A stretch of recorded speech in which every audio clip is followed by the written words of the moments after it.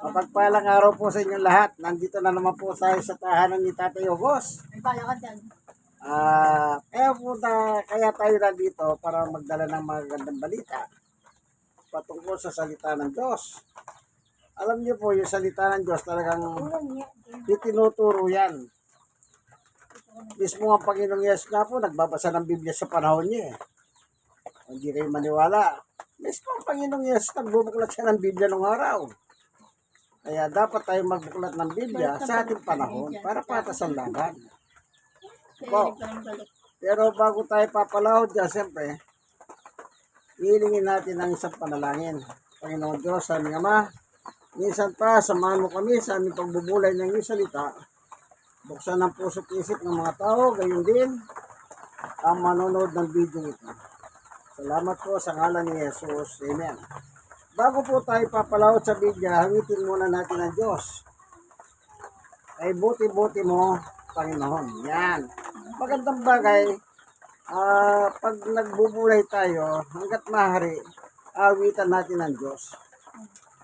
Ano? Kasi kahit sa awit lang, napupurihan natin ang Diyos. Ano po? Sige. Buti-buti mo, Panginoon, sa lahat ng oras, sa bawat araw, kay laging tapat mong magmahal, iyong kawahay pa walang hanggan. Pinupuri, sinasamba kita, dakilang Diyos at Panginoon. Tunay nga'y kay walang katulad, tunay nga'y kay di nagbabago. Buti ang Diyos sa amin nagmamahal.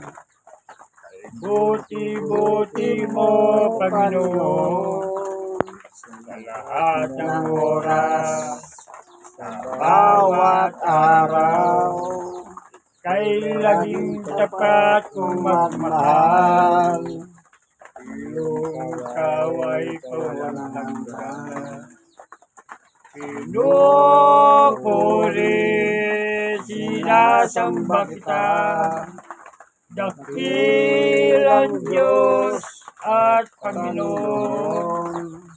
Tunay nga'y kay walang katulad, tunay nga'y kay di nagbabago. Buti ang Diyos sa amin nagmamahal. Buti ang Diyos sa amin nagmamahal. Purihin ang Panginoon. Aming Diyos na makapangyarihan sa lahat, minsan pa, samahan mo kami sa aming pagbubulay ng iyong salita sa pamamagitan ng iyong Santong Espiritu. Ikaw po magpatutuo sa amin. Upang sa ganon, kami po makinabang sa iyong turo at aral. Salamat po sa ngalan ni Jesus. Amen. Kaarawan po ni Tatay Ogos. Ayan. Tatay Ogos, ilang taon ka na ba? 82 na po. Ayan. Tingnan nyo po yung himala sa kanya. Ngayon lang siya nag-82 ha. Pero nung araw nakaabot pa siya sa 10,000. Ibang klase, di ba?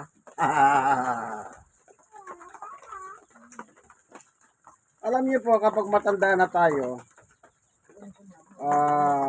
nasa senior citizen na po tayo, isa sa mga itinuturo ng Diyos sa mga senior citizen ay ito. Babasahin po natin yung patungkol sa mga senior citizen. Ano po? Patungkol sa mga senior citizen. Ano ang tinuturo ng banal na kasulatan? So, ang gamit po natin Biblia, Magandang Balita Biblia. Ito, Magandang Balita Biblia, Biblia sa bawat Pilipino. Tatay Ogos, mangangaral. Chapter 12. Ayan, yan po ang kukunin nating aral para sa mga senior citizens. Kasi po, si Tatay Yogo, 82 na siya. Kaya salamat at ang senior citizen act po na ipasa na nila na yung mga tumungtong ng 80, 85, 90, 95 at 100 at 101 nakakakuha na po sila ng 10,000. Pag dumating ka sa 100 at 101, 100,000 centennial. Buti na ipasa na po yan. Si Tatay Yogos, yung 80 siya, nalampasan siya eh. Dapat hindi siya kasali doon, sa totoo lang. Kasi pag lumampas ka, talagang hindi ka nakasali. Pero sa awat tulong ng Panginoong Yesus, nadali niya. Kaya nakakuha siya ng 10,000. Mga ngaral, chapter 12, verse 1, 2, 3, 4,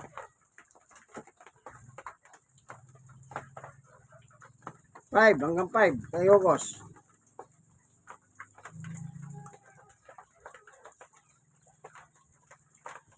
Mga ngaral, chapter 12, verse 1, 2, 3, 4, 5. Ayun na. Ito po yung aral sa mga senior citizen sa Biblia. Sige Tatay Yogos, pakibasa mo nga. Lakasan mo ah. Basahin na po. Sige. Ang aral ng Kapitulo 12, talatang 1 hanggang 5. Alalanin mo ang iyong manglilikha sa panahon ng iyong kabataan bago dumating ang mga araw at taon na puno ng kaguluhan. Panahon hindi mo nadama ang tamis ng buhay. Alalanin mo ang Diyos bago magkubli ang sikat ng araw, bago magdilim ang buwan at mga bituin, bago ka matabunan ng makapal at madilim na ulap. Alalahanin mo siya bago humina ang iyong katawan, bago manghina ang iyong mga bisi, bago mawala ng lakas ang iyong mga tuhod. Alalahanin mo siya bago mabugi ang iyong mga ngipin, bago lumabo iyong mga mata. Alalahanin mo nga siya bago dumating ang panahon na sarado na ang mga pintuan at tumigil na ang tunog ng gilingan, bago dumating na panahon na madali kang magising sa himig ng mga ibon, ang tunog ng awitin ng tuluyan ng tumigil. Alalahanin mo siya bago dumating ang panahon katatakutan mo umakyat sa mataas na lugar, bago dumating ang panahon di ka na makakalakad sa mag-isa, bago pumuti ang iyong buhok at lipasan ang pagsanasang sumiping sa minamahal.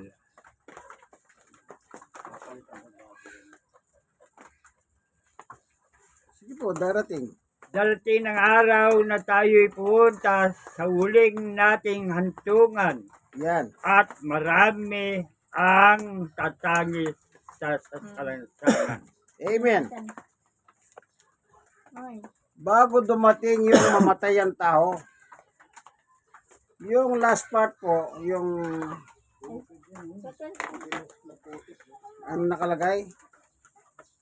Darating ang araw na tayo pupunta sa huling hantungan at marami ang tatangin sa lansangan. Ito po yung libing.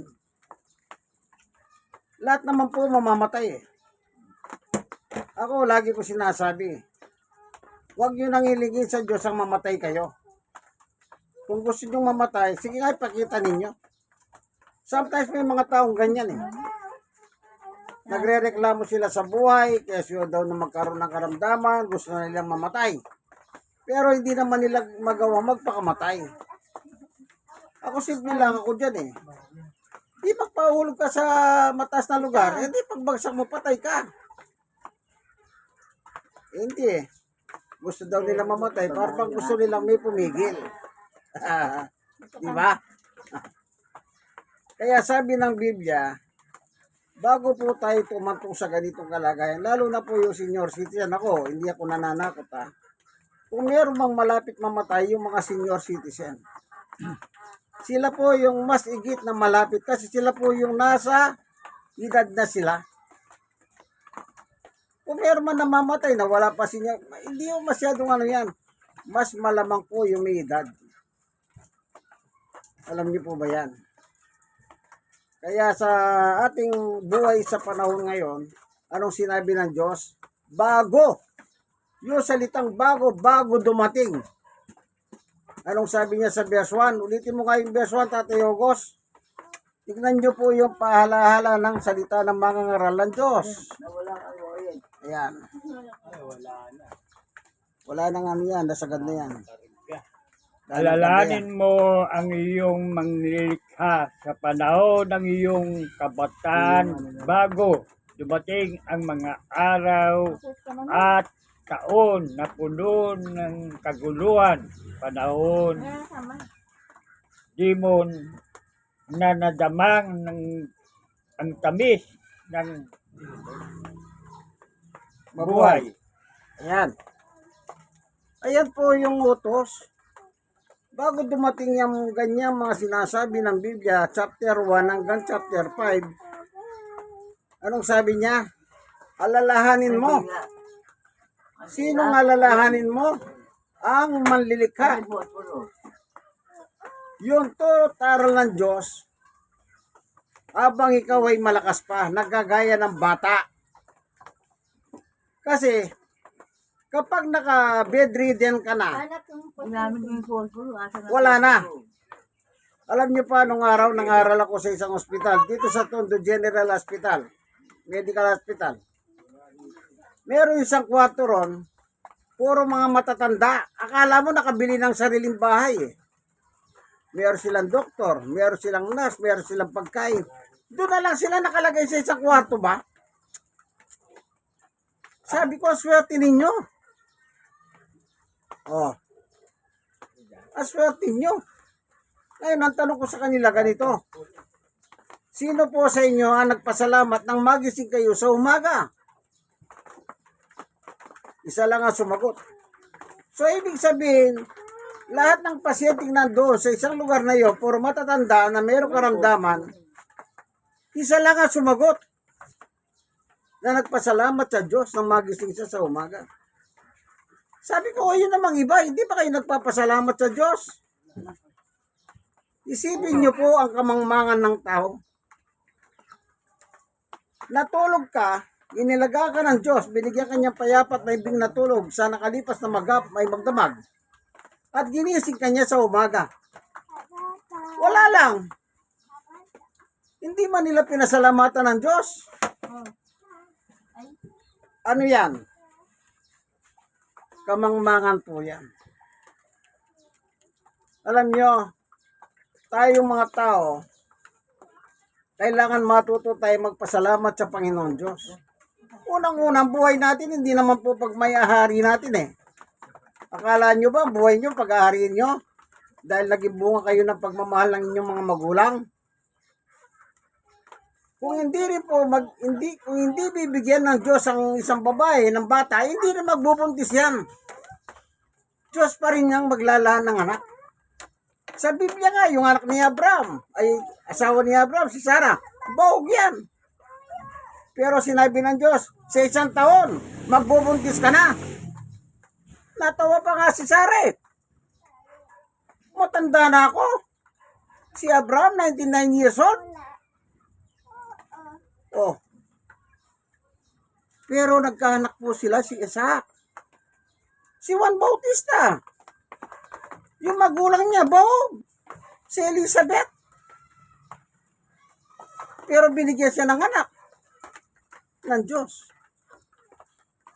Oh. Kaya ang anak po, bigay ng Diyos.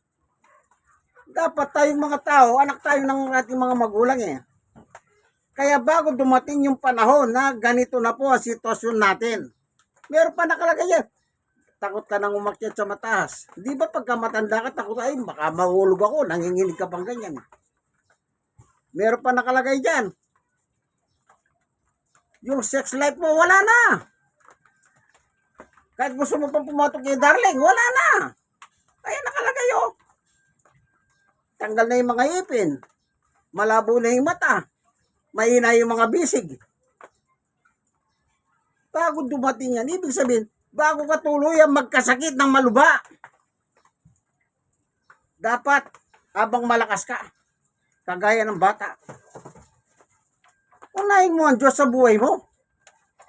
Kaya problema ang inuuna sa buhay, hindi naman ang Diyos eh. Alam niyo po ba, ang Diyos laging huli.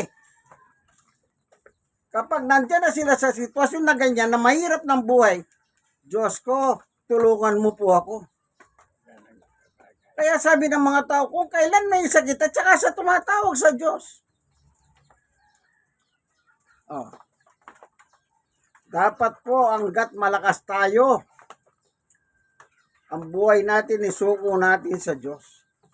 Kasi itong buhay natin ginagamit, yung katawan na ginagamit natin lahat, hindi naman po pag-ahari natin yan. Ang may harian ng Diyos. Oh. Kaya sabi ko nga po, bahog si Sarah, bahog si Elizabeth, pero nagkanak sila. Sino naglagay ng anak? Ang Diyos. Ibig sabihin, pag-ahari ng Diyos ang buhay ng tao. Kaya sabi ni Pablo, yang inyong katawan, gamitin nyo. Unang Korinto 6:19-20. Tingnan nyo po ang sinabi ni Apostol Pablo. Habang nabubuhay tayo dito sa lupa, hindi po tayo nilikha ng Diyos para lang kung saan. May layunin bakit tayo nilikha ng Diyos. Bakit tayo pinagbuntis ng ating mga magulang. Alam nyo po ba, ayon sa medical study, kapag yung mag-asawa, lalaki, babae, nag-honeymoon sila, walang dirty mind ito, walang berde dito. Kapag dumating po sila sa climax, libo-libong similya ang lumalabas sa bawat isa sa kanila. Yan ang pag-aaral ng medical. Isipin nyo po, sa dami ng lumabas na similya sa lalaki at babae, ikaw ang pinili ng Diyos. Ikaw ang pinili niya, kaya ikaw ang lumitaw. Bunga ng kanilang honeymoon. Pagkatapos ng isinila ka, lumaki ka, anong ginawa mo? Anong ginawa mo, kaibigan? Hindi mo ginawa ang gusto ng Diyos. Ang ginawa mo yung gusto ni Satanas. Tingnan niyo po, sabi ni Apostol Pablo. Unang Korinto 6:19-20. Patungkol sa katawan na bigay ng Diyos sa ating buhay. Oh, nakikita mo ba tayo? Yung may wagang flashlight. Kita ko na po. Sige, basa po. Tapon, tapon. Hindi ba nyo alam na iyong katawan ay templo Ano po yung sagot? ng Espiritu Santo na nasa inyo at pinakaloob ng Diyos sa inyo? Hindi nyo pag-aari ang iyong katawan sapagkat binili na kayo na isang halagang, kaya gamitin nyo ang iyong katawan upang mapangarangalan ang Diyos. Amen. Oh, ano sabi ni Apostol Pablo? Yung katawan na binigay ng Diyos sa atin na hindi natin pag-aari, gamitin natin sa karangalan ng Diyos. Oh, kaya sabi niya, habang malakas tayo, bago tayo tumanda, Always, lagi nating alalahanin ang Diyos na manlilikha sa atin. Ibig sabihin, yung mga turo at aral ng Diyos, di pamuhay natin, kaibigan. Yun ang alalahanin natin. Isipin nyo, hindi ka nagpasalamat sa gabi, natulog ka na lang basta-basta, iningatan ka ng Diyos, binigyan ka ng masarap na tulog. Pagdating ng umaga, ginising ka ng Diyos. Oh, gawa mo ba yan? Wala kang gawa dyan. Gawa ng Diyos yan. Iningatan ka niya. Nung magising ka, hindi mo malang siya pinasalamatan, doon pala pumalpak ka na eh. Pagkatapos nakalipas ang maghapon, wala kang ginawa sa gusto ng Diyos. Hindi naman. O, di ba? Nasaan ang karangalan ngayon ng Diyos sa iyo, kaibigan? Sabi ni Pablo. Oh, anong sabi niya? Kaya't gamitin ninyo ang inyong katawan upang maparangalan ng Diyos. Nasaan ang karangalan ng Diyos sa iyo, kaibigan? Lumipas ang maghapon, bisyo dito, bisyo doon. Oh, di ba ganon? Puro pasarap sa buhay. Kaya nung magkaroon ng karamdaman, ayun, Diyos ko. Diyos ko. Diyos ko. Doon nila Alam niyo po ba, Ito na. ito sabi ni Isaias, kahit na tumawag ka ng Diyos, basahin muna natin yung Isaias. Isaias 59, 1 and 2, Tatay Ogos. Tingnan niyo po ang pahayag ng Diyos. Isaiah 59, 1 and 2. 59. Oh, tingnan niyo yung pahayag ng Panginoong ni Isaias tungkol sa mga sige Tatay Ogos, nakita mo na? Sige Tatay Ogos. Tingnan nyo, si Yahweh ay may kakayahan upang iligtas ka. Siya ay hindi bingi upang hindi marinig ang iyong inay. So, ang masasama iyong gawa ang dahilan ng pagkawalay nyo sa Diyos. Nagkasala kayo, kaya hindi nyo siya makita at hindi niya kayo marinig. O yan, maliwanag. Meron palang pagkakataon ng Diyos hindi nakikinig. O, di ako may sabi niyan. Isaias. Maliwanag oh. May panahon na Diyos pala hindi nakikinig. Anong dahilan? Ang inyong kasalanan ang rason, ang sabi niya. Yun ang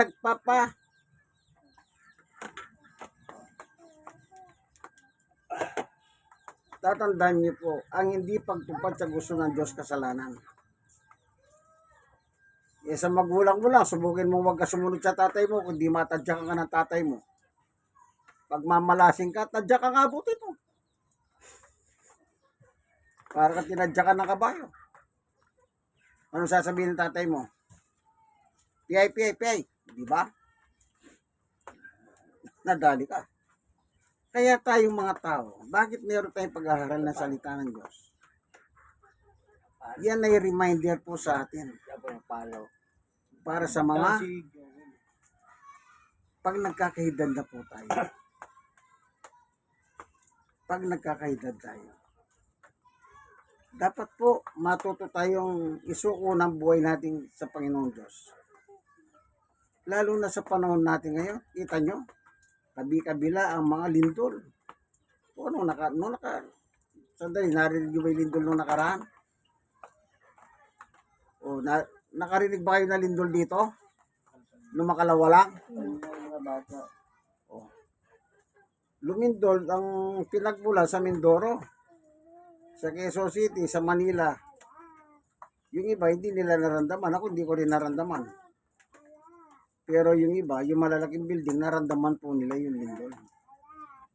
Sipin mo, bumabagyo na, lumilindol pa. Eh kung magsabay yan, yung malakas na ulan, saka lumilindol.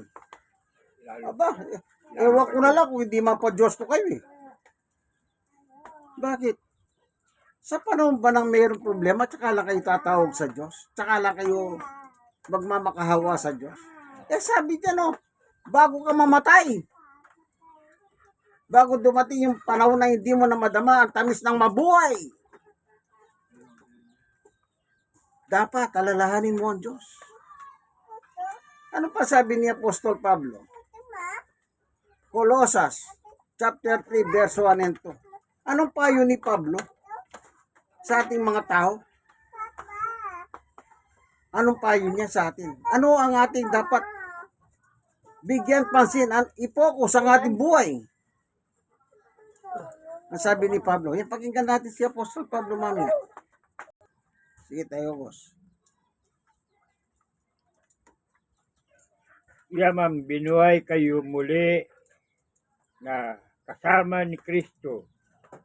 Ituon nyo ang iyong pag-isip sa mga bagay na nasa langit na kinaroroonan ni Kristo na nakaupo sa kanan ng Diyos. Ang mga bagay na palangit ang isa-isip nyo, hindi ang mga bagay na panlupa. Yan, maliwanag. Ano daw ang isipin natin? Mga bagay na panlangit. Oh. Hindi yung mga bagay dito sa ibabaw ng lupa. Yung lahat ng bagay dito sa lupa, tandaan nyo po yan. Mawawala lahat yan. Kasi ito pag tinutungtungan natin, pagdating ng araw, susunogin ng Diyos ito. Sige nga, magpundar ka ng bahay. Anong klaseng bahay pupundar mo? Puro bakal. Hindi ba pag nasusunog, yung bakal lumalambot? Eh kung kahoy naman, eh sunog talaga yan. Magigiguling na lang yan. Oh. Wala. Kaya habang nabubuhay tayo, yung utak natin, turuan natin na ang lahat ng itaktak natin sa utak natin, yung mga bagay na panlangit. Yung mga bagay na ang Diyos ay mapaparangalan, kaibigan. Kung marunong kang umawit, awitan mo ang Diyos. Hindi yung pag umawit ko, kumikending-kending ka pa, nag-uubad-ubad ka, wala yan. Umawit kayo mga papuri sa Diyos. Yun ang dapat. Handugan ng mga hawit, papuri. Hindi yung kung ano-ano. Tandaan niyo po yan. Ang Biblia po ginagamit para ituwid tayo. Dahil dapat lamang ituwid tayo kasi nga palpak tayo. Ba't ko sinabing palpak? Kaya lahat na ginagawa natin, palpak talaga eh. Kaya nga sabi sa Biblia, walang matino kahit isa. Hindi kung matino tayo, bakit sinabi yon? Ibig sabihin, talagang palpak tayo. Hindi ba rin palpak, basta yung buhay natin, isuko natin sa Diyos. Yun ang maganda. Iba na rin po yung meron kang inaawakan sa Diyos. Yung turo't aral niya. Panguli, Mateo 4:4. Anong sabi ng Panginoong Yesukristo? Panguling talata po bago tayo matapos kasi po nahihirapan si Tatay Yogos kasi nga brownout dito sa kanila. Nung kagabi yata, meron pumutok sa poste. Kaya actually nakanda na po yung lamesa tupuan para sa kanya selebrasyon. Kanya lang, meron pang abagat. Yan na naranasan natin, abagat na lang po yan. Abagat ang tawag dyan. Ibig sabihin, nasa tagulan na po ang Pilipinas. Kaya may bagyo, kaya wala, tagulan na talaga. Kaya dapat, kayong mga lumalabas ng bahay, magdala kayo ng payong, kapote. Kung meron kayong bota, bota. Baka wala po kayong bota, bigla kayong malusog sa tubig. At alam niyo naman yung leptospirosis, yung dumi ng daga o yung ihi ng daga. Ano po? Ayan. O, sige, Tatay Ogos. 4:4 ng Mateo. Pangulit talata po. Basa. Ngunit sumagot si Jesus, nasusulat, hindi lamang sa tinapay ang nabubuhay ang tao, kundi sa bawat salita nagmumula sa bibig ng Diyos. Amen. Oh. Ayun nga. Dapat mabuhay tayo sa salita ng Diyos araw-araw, kaibigan. Oo, padali. Kasi binanggit yung pagkain, araw-araw yung pagkain. Yun po. Salamat, Panginoon Diyos, sa iyong pagtuturo sa amin ng katotohanan bago po dumating kami po dumating sa buhay na hindi namin madama ang tamis mabuhay. Alalahanin namin ang iyong turo't aral. Salamat po sa pangalan ni Jesus. Amen and amen. Awit po tayo ng Diyos ay pag-ibig. Pag-ibig ang siyang bumuka sa ating puso'y kaluluwa, ang siyang nagdulot sa ating buhay ng ditong aral at pag-asa. Pag-ibig ang siyang buklod natin, ipapapawi kailan pa man sa puso't diwa. Tayo'y isa lamang, kahit at tayo'y magkawalay. Pagkat ang Diyos natin, Diyos ng pag-ibig, magmahalan tayo'y magtulungan. At Kung tayo'y bigo, ay huwag limutin na may Diyos tayong nagmamahal. Kapin sa ating pagsuyo, ating ikalat sa buong mundo. Pag-ibig ni Jesus ang siyang sumagot sa bawat pusong uhaw sa pagsuyo. Pagkat ang Diyos natin, Diyos ng pag-ibig, magmahalan tayo'y magtulungan. At kung tayo'y bigo, ay huwag limutin na may Diyos tayo nagmamahal. Diyos ay pag-ibig. maraming salamat po. Panginoon Diyos, pinakain mo kami ng pagkain espiritual.